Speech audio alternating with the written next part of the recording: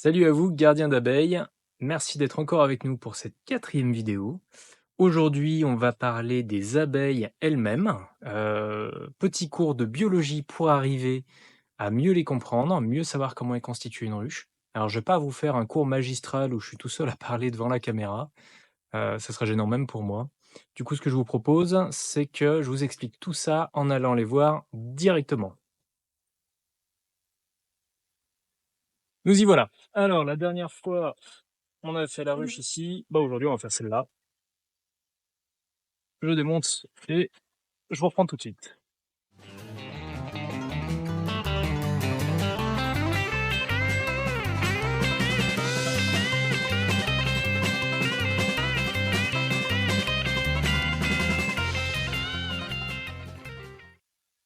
Voilà, la ruche est ouverte. Là, alors les abeilles viennent devant la caméra. On est devant la hausse, hein. Rappelez-vous la vidéo d'avant. Le premier étage, ici le corps. Au-dessus, la hausse, c'est là qu'on va avoir la récolte de miel potentielle. Et là, bah du coup, déjà on a du monde un petit peu. Alors au son, en tapant déjà, on peut voir que c'est plus ou moins plein. Et donc après, si on se fait un petit peu de place,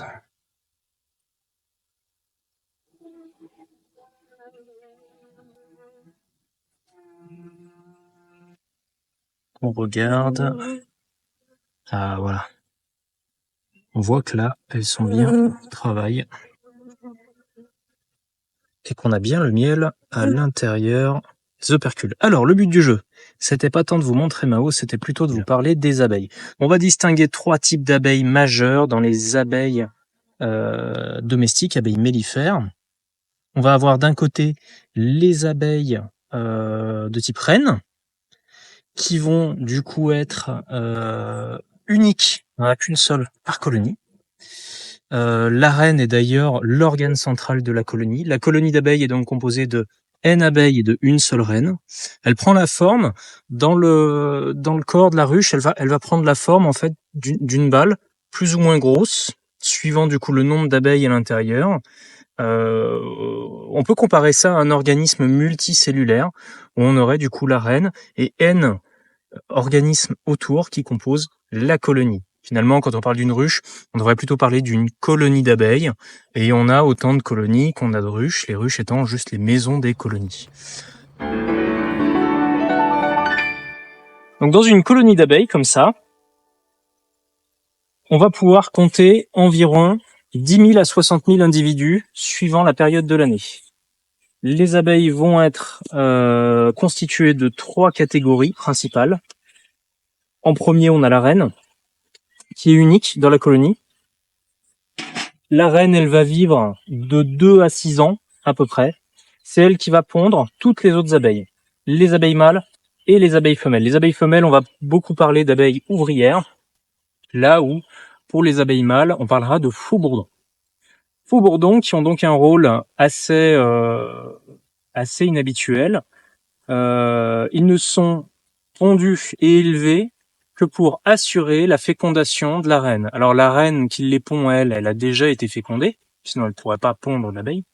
Donc en fait, elle va pondre des mâles pour assurer la survie de la colonie. Si jamais elle devait disparaître, les ouvrières vont élever des nouvelles cellules royales pour former des reines. Et à ce moment-là, une nouvelle reine qui viendrait, il faut bien qu'elle soit fécondée. Donc c'est pour ça en fait qu'on garde dans les ruches des faux bourdons. À la fin de la saison, quand le risque de disparition de la reine est écarté, et ben à ce moment-là, les faux bourdons sont simplement chassés de la ruche.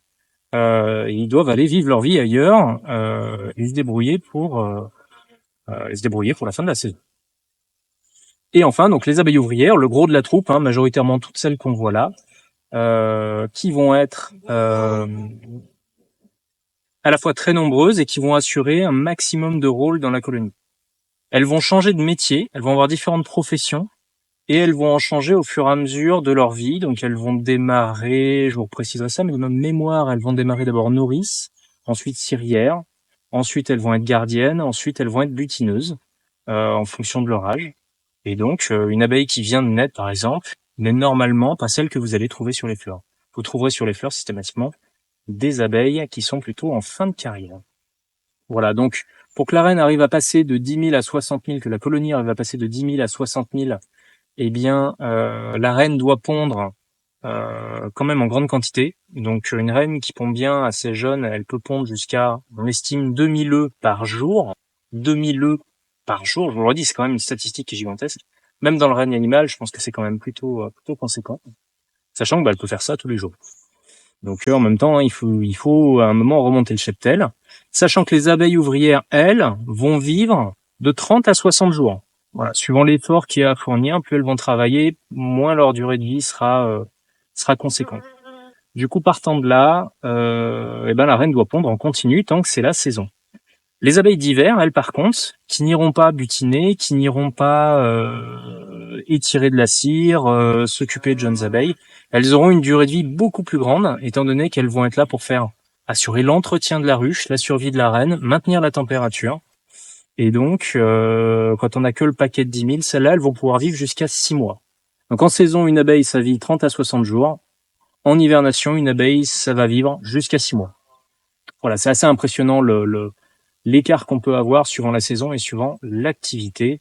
Je vous laisse en déduire ce que vous voulez sur la santé et le travail. Il n'empêche que chez les abeilles, eh ben, on a les stats et c'est quand même assez flagrant. Les œufs qui sont là sont des œufs de faux-bourdon. Par rapport en dessous, les œufs des ouvrières. Voilà, donc là on a des œufs qui vont donner des abeilles ouvrières. Là on a des œufs qui vont donner des abeilles mâles.